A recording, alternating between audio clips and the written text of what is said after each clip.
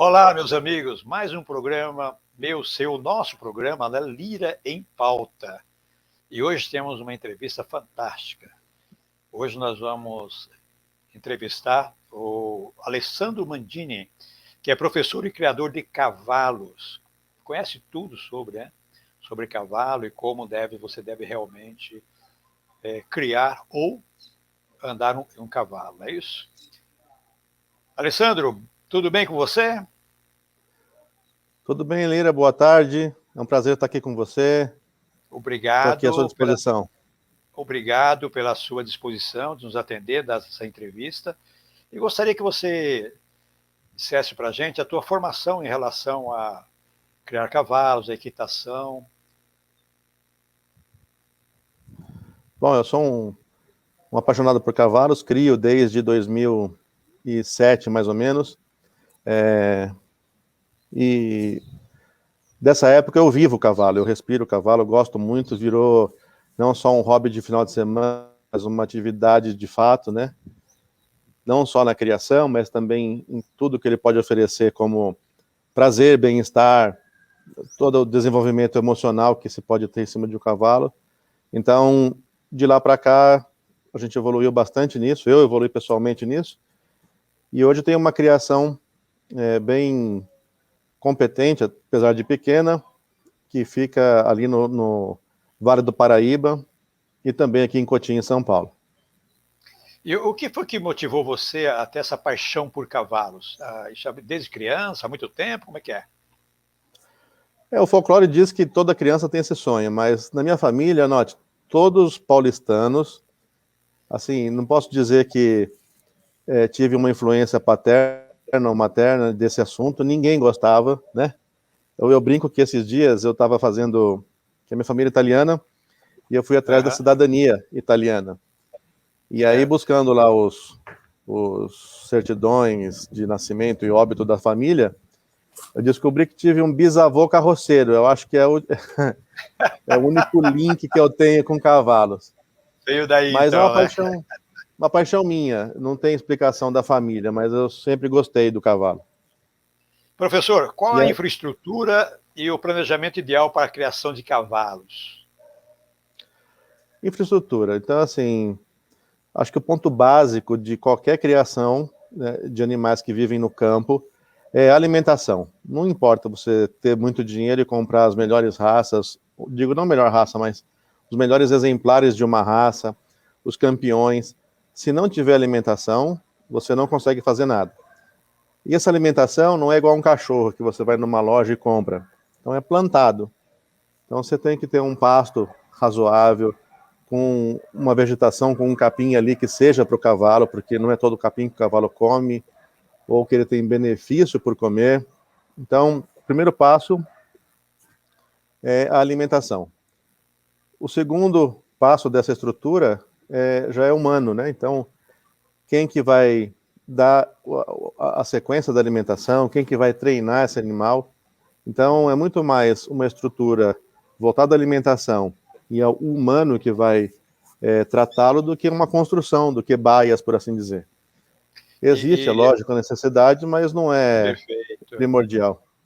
E como é que se pode escolher uma área para a criação de cavalos? Já tem que ser uma área que tem que ter um bom espaço, né, para que eles possam realmente percorrer, né? É assim, eu vou falar no meu caso. Eu tenho uma área onde a gente faz a criação, e nessa área é pasto. Então são 32 alqueires, onde ficam ali, sei lá, grupos de 10, 15 animais. Éguas, geralmente, com potro. Ah, mas é muito grande o espaço? Sim, mas a gente entende que numa vegetação nativa ou de grama é suficiente, mais do que isso começa a mudar, você tem que suplementar com alguma ração, né? Uhum. Então, para a vaca se faz muito a conta de 3 animais por alqueire, ou Uhum. cada 24 mil metros, 3. Só que a vaca é um ruminante, então ela, vamos dizer, ela exige menos do solo, o cavalo já não. Então, em torno de 2 animais por alqueire é o que você garante uma boa alimentação, desde que tenha um capim aí adequado. E como devem ser as baias desses cavalos quando você no teu aras aí? Bom, a parte de estrutura de baia. Nessa parte, você tira o animal da natureza e você se transforma agora no que a natureza proporciona para ele. Então, Perfeito. você tem que fazer de igual forma um lugar onde você disponha de alimentação adequada. Então, portanto, o capim que ele comeria sozinho lá no pasto, você agora tem que suprir em quantidade e qualidade adequada. Perfeito. Em seguida, você tem que suplementar de água, evidentemente água limpa e corrente, porque é isso que ele buscaria na natureza. O tamanho da baia, bom, nunca vai ter baia suficiente para replicar a natureza, então ela vai ser sempre menor. Mas uma baia entre 3x4 ou 4x4 passa a ser o ideal, desde que devidamente limpa, organizada, né? Com água à disposição, com sal mineral à disposição, porque é complementar aquilo que você dá. Então, essa é a estrutura básica. Tem que ser bem tratado, né? Tem. Tem que dar E uma evitar, boa... Desculpe, e evitar os riscos, né? Por exemplo, porta de baia ou qualquer outro material elétrico, né? Então você acaba tendo que um prego, por exemplo, pode causar numa porta pode causar um corte, uma instalação de luz ali para a iluminação da baia mal feita pode dar um choque, né? Perigoso. Então tem que tomar muito cuidado. Dá muito trabalho, né, o Alessandro? Porque tem que ter uma boa higiene, não é isso? Para que o cavalo não seja contaminado, é isso? Tem. Se não tiver 60% de amor no que se faz, é um trabalho que cansa, porque é de domingo a domingo, não tem folga, né? Alessandro, nós temos umas dezenas de raças de cavalo, né, no Brasil, né? Quais são as raças mais comuns que nós temos aqui no Brasil? Eu vou falar até por números, porque hoje você sabe que a Associação do Cavalo Manga Larga Machador é a associação mundial com o maior número de animais no plantel, né? Ela ultrapassou até o quarto de milha em números absolutos no mundo.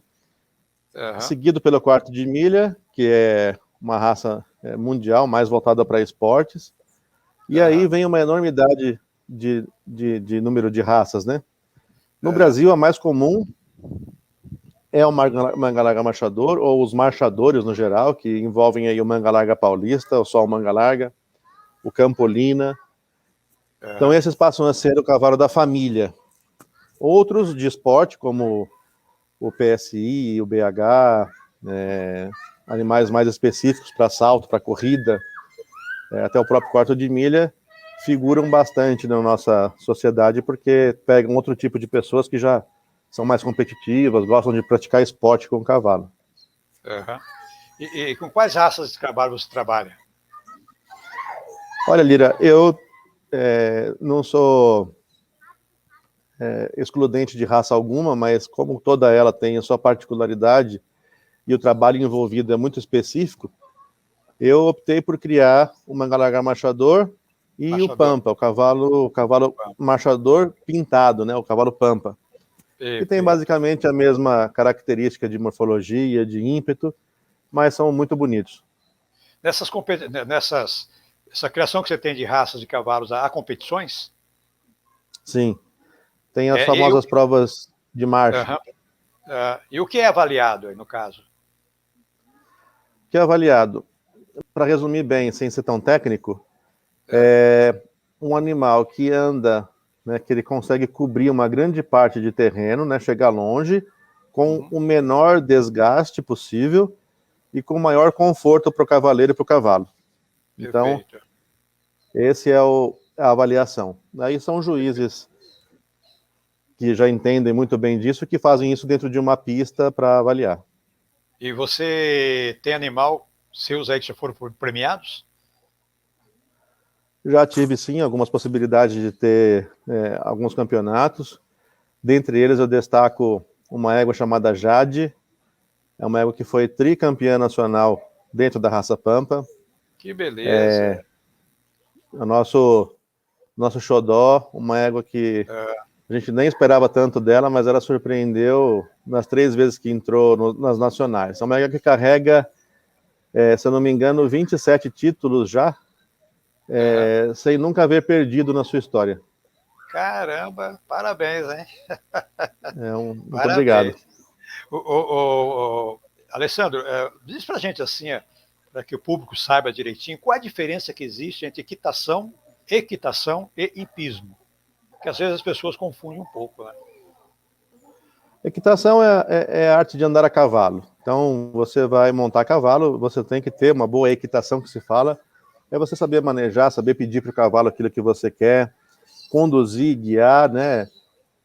Não é simplesmente montar o cavalo e achar que é um carrinho de um parque de diversões. É você que tem que dar as regras, seguir, ele precisa disso. E o hipismo, ele está atrelado às atividades que envolvem ali esporte com cavalo, né? Então, existe o hipismo clássico, o adestramento entra junto, o hipismo rural, que envolve técnicas mais apuradas para cumprir exercícios esportivos. Então, o hipismo acaba sendo a prática do esporte com o cavalo. Mas são termos até que correlatos, sabe? Quem tem boa equitação vai ser muito bom para iniciar no hipismo e vice-versa. Mas você trabalha mais com a equitação? Sim, aqui o que a gente procura fazer. Então, bom, eu tenho aqui uma propriedade onde a equitação ou a montaria é o nosso foco. Eu não dou aulas para pessoas que querem fazer salto ou adestramento, porque a gente tentou popularizar um pouco desse tema cavalo, deixar com que pessoas comuns, pessoas que não tivessem acesso, pudessem participar desse mundo. E para elas, um objetivo esportivo, até a referência que tem, né? A gente tem referência de quem? Dos saltadores, né? Do Doda e de outros corredores, que fica meio distante da vida de uma pessoa comum. Então, aqui é necessário que a gente abra mais para que pessoas comuns cheguem. E aí a gente foca numa equitação, numa montaria prazerosa, segura, sem extrapolar para o salto. Ah, que beleza. Para a gente explicar realmente para o pessoal que vai assistir o programa, na tua visão, com você como professor, você dá aula sobre equitação, não é isso? Para que serve a equitação ao ser humano? Para que ela serve? Qual o benefício que ela traz para o ser humano? Bom, é difícil pautar o lado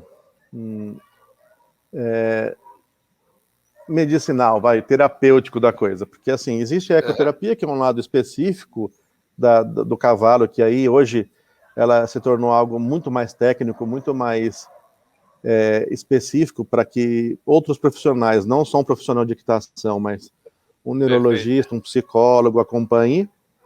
Mas para qualquer pessoa, o benefício da equitação está no seguinte: primeiro, quebrar um pouco do estresse da rotina diária para ir num ambiente e ter acesso a um animal que realmente ajuda, né, no estresse.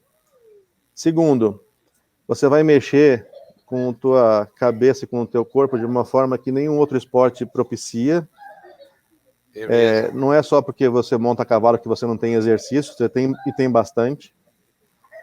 O outro ponto, entender que é um animal, sei lá, de cerca de 400 quilos, a nossa raça aqui, que muito forte, que poderia fazer aí estrago na gente se quisesse, mas uma criança bem orientada conduz tranquilamente. Então, esse poder, esse algo extra que essa criança, essa pessoa desenvolve, é sem dúvida um benefício assim indescritível, só vindo aqui para ver.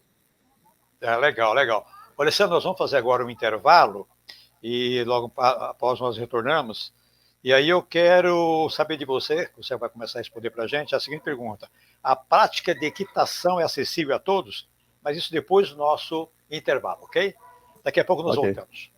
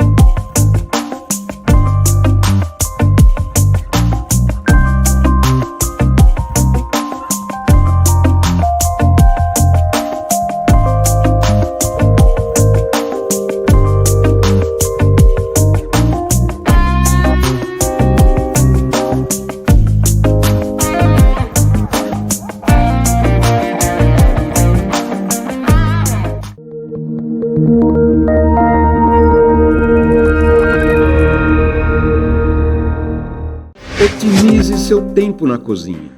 O forno elétrico Lair é um eletrodoméstico prático e eficiente, ocupa pouco espaço e muito bonito.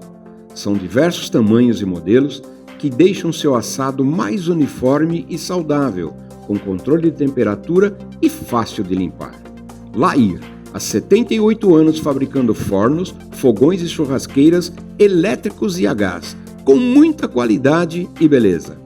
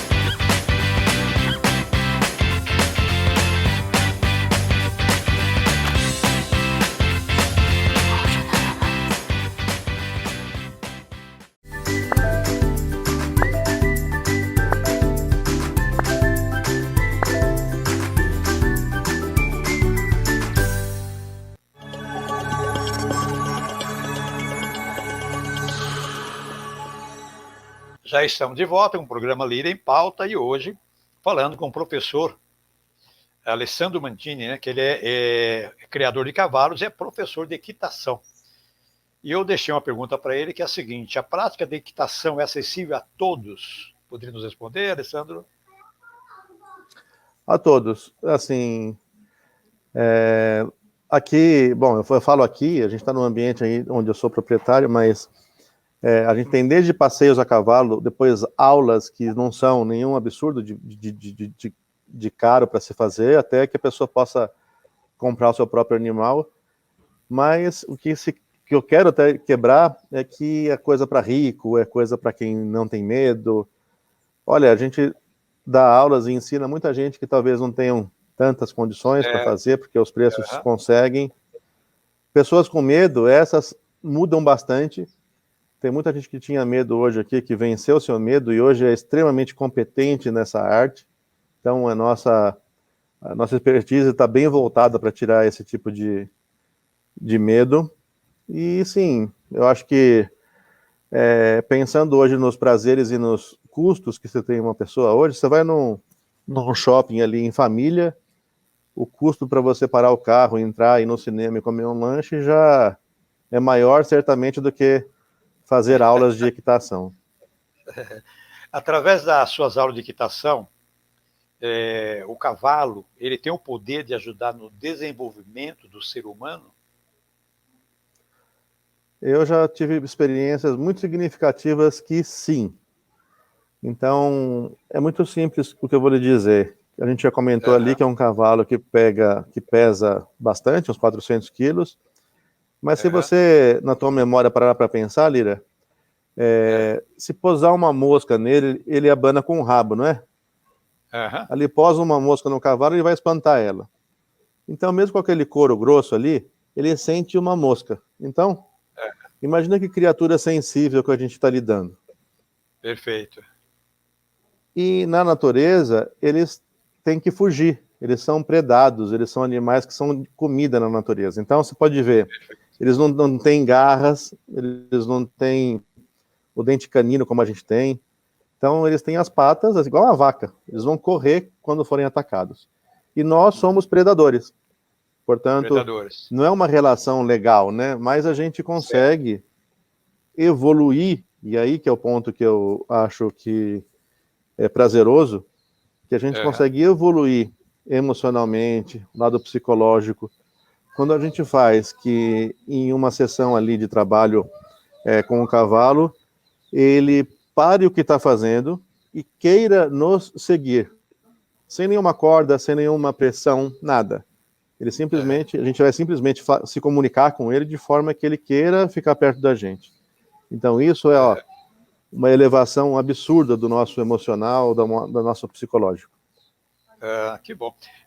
A pessoa que tem problema de coluna, ela pode andar a cavalo? Aí é bastante específico, né? Seria bom que o médico dissesse a respeito disso. Certo. Uma pessoa normal com uma ou outra dor sempre monta por aqui. Em casos mais específicos, aí eu não tenho ciência da recomendação, né? Não tem, né? Mas eu acredito que não haveria nenhum problema, não. Acho que vai até ajudar um pouquinho, não vai não? Que nem eu disse, né? Deve ser alguém pegar com a hérnia de disco dolorida aí e andar no cavalo pode ser difícil, mas os nossos aqui são bem cômodos, pelo menos não tem aquele chacoalho, né? Eu vou te falar, eu acho muito bonito o animal, o cavalo, eu acho lindo de morrer, né? Ainda mais o manga larga machador, eu acho fantástico. Agora, 2 vezes que eu tentei montar em cavalo, as 2 vezes, montei uma de um lado e caí do outro.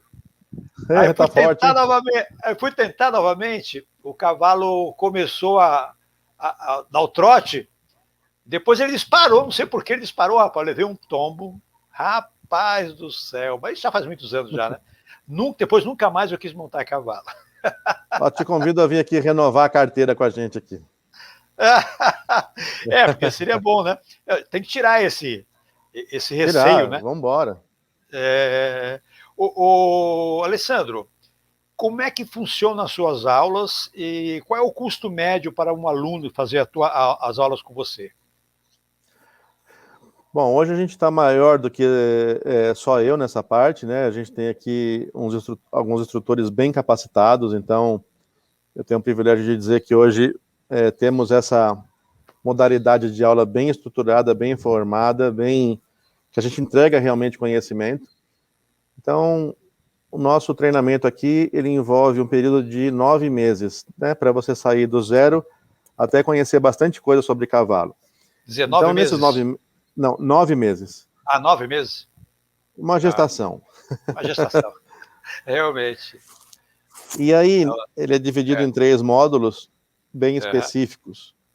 E no final dos 9 meses, você é bastante apto para fazer um passeio em segurança, com prazer, com tranquilidade, não só no seu cavalo, mas em qualquer outro. Você saberá avaliar, vai conseguir entender se é seguro ou não, avaliar os equipamentos, entender o meio que você está passeando a cavalo, se é seguro ou não, quem vai, uma série de coisas que mesmo crianças conseguem fazer.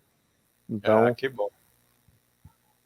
E quanto que custa esse programa? São aulas semanais que acontecem por 1 hora na semana, mas que no meio da semana você tem condições de vir outras horas e treinar nos cavalos aqui, desde que eles não estejam sendo usados para outras aulas. E o custo de R$ 450 por mês.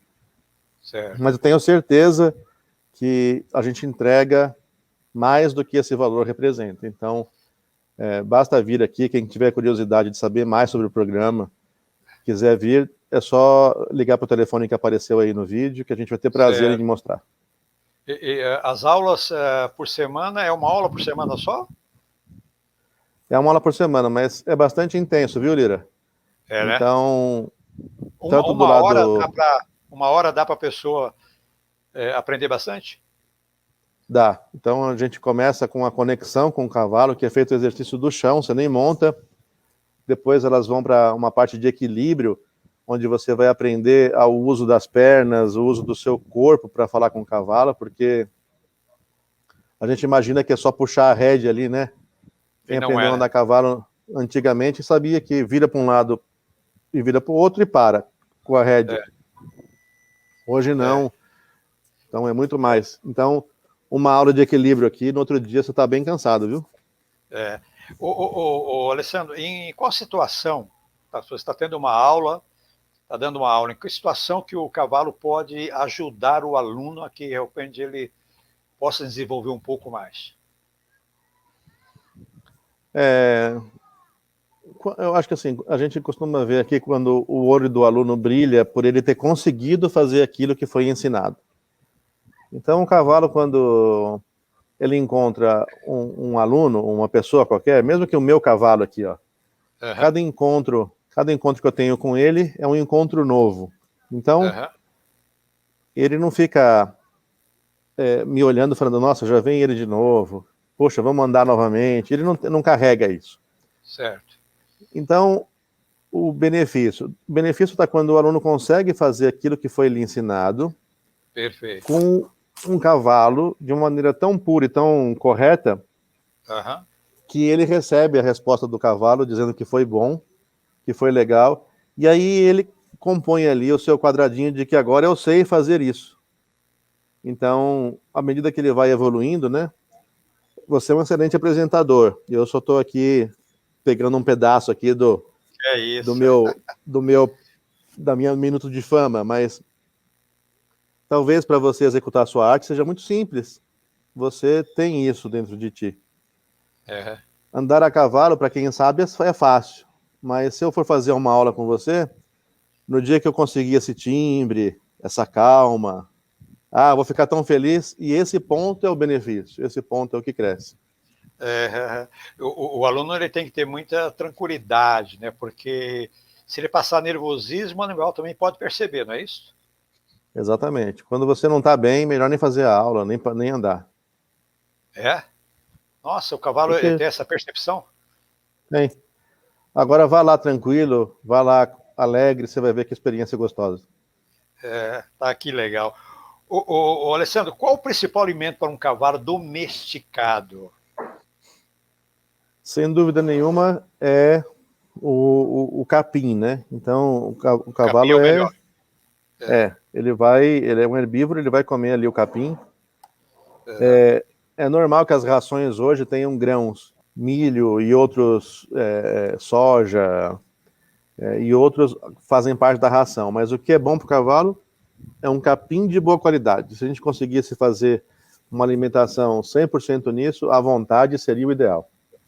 E o que é proibido você servir para um cavalo? O que o cavalo não deve comer de forma nenhuma? A alimentação desequilibrada. Então, uma alimentação que é muito rica em açúcares e carboidrato, então se eu vou dar fubá exagerado para o cavalo, então os exageros, vamos pontuar assim, os exageros, eles não são bem-vindos. Aí hoje está muito difundido a informação do que é uma boa alimentação, então desde casas de ração até empresas que produzem ração, o seu veterinário, então assim, eles sabem muito bem orientar, sabem muito bem dizer o caminho que vai, mas a grosso modo é o desequilíbrio, esse é condenado.